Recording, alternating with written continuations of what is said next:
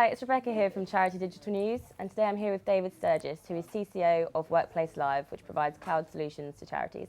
Hi David, how are you today? Very well, thank you. Good. So just to start off, could you tell us a bit about yourself? As you said, I'm the Chief Commercial Officer of WorkPlaceLive, and we provide cloud solutions to all sorts of organisations, but we're particularly involved in the charity sector. And could you give us a little bit of a background about WorkPlaceLive?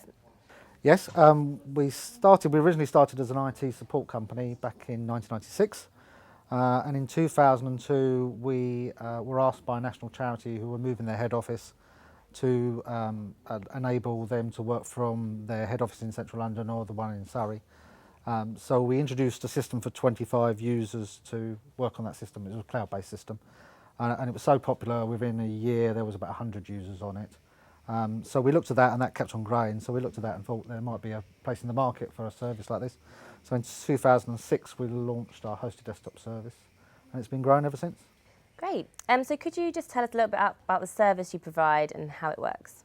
Okay, well the main service we provide are hosted desktops, and the key for hosted desktops is having all of your software in one place. So rather than pulling in different services from different places, you have everything on one desktop, which you can access from wherever you are as long as you've got an internet connection. And then you can get on there, and we supply Microsoft Office, things like that, and email. And then on top of that, you can load all your software like Razor's Edge, HR software, accounts packages, pretty much anything you like. So. Okay. And are there any particular features that charities can benefit from? Well, I'll give you a couple of examples about how cloud is good for charities. The first one is we've got a Women at Risk charity, and they go into people's homes who have had problems, and they fill in forms, because there's a form filling kind of exercise at the start of it. Yeah. So they do that on iPads or pads or laptops, and they fill in all the details, and the details go straight off into the data centre. They're nice and secure. So if they then walk down the street, lose that laptop or iPad on a bus or a train, they haven't got any data on it, so there's no data, so the whole thing's clean. A second example is that we have a lot of charities that run projects for local councils, things like that. So they get funding for 2 years, and it used to be they used to go in, put in expensive servers, run it for 2 years, and if they lost the contract, then they would have to yank the whole lot out and probably lose a lot of money in the process because of the value of. Whereas now they can just run up the system, run it for 2 years. If they lose the contract at the end of it, then they can just lose the cost. So it's perfect for them. Great. Okay, and who would you say are your major competitors?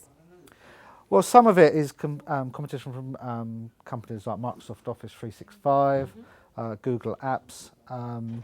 If you've got kind of very basic needs, then they're perfect solutions. So where we come in, as I said, is where you want everything together. So you need to run a HR solution, or you need to run a fundraising solution. Then we can cater to all of that and put it all into one place. I suppose one of our competitors is having your servers on site, which seems to be, still popular, and still a lot of people do it. And I think people are moving away from that now into a situation where they don't want the upfront costs and they don't want the expense of doing it. But still, you see organisations putting on-site solutions in. So what makes WorkPlaceLive different from your competitors? Well, I think firstly, we've been involved in the charity sector for quite a while. We took on our first charity client in 1998, and we've still got them as a client today. So I think that speaks volumes for the fact that we can retain clients for that long and obviously give good service. But I think over the years we've built up quite a big expertise in dealing with charities and the different ways that they operate. So I think that's what we bring to the table to those sort of clients. Great. And how important do you consider cloud technology to be to the charitable sector? I think it's hugely important. It's a much easier way of providing IT for us, but also for them to deal with. So they haven't got to deal with on-site servers and equipment. I don't think they've got to deal with kind of waiting for engineers to turn up if something goes wrong. It eases out the costs of IT, because it's just a nice small payment every month. And I think that's always been a problem in the charity sector, is generating funds to keep IT up to date. Okay. And what's in store for 2014?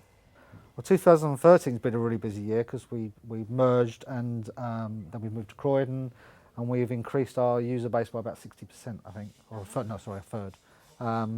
So 2014, I think you're going to see more of the same. We are taking on about 200 users a month at the moment, and I think you'll see more of that growth.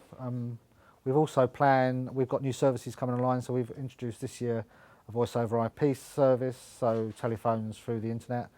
And also we've got a new bundle coming where we can bundle up the hosted desktops along with all of the equipment and provide a complete service. So. Great. Well, sounds like you've got a lot in the pipeline. We have, yes. We're Okay. busy. Well, thanks so much for coming to talk to us today. Pleasure. Thank you. If you'd like to find out more, follow us on Twitter, check us out on Facebook, LinkedIn, or visit us at www.charitydigitalnews.co.uk.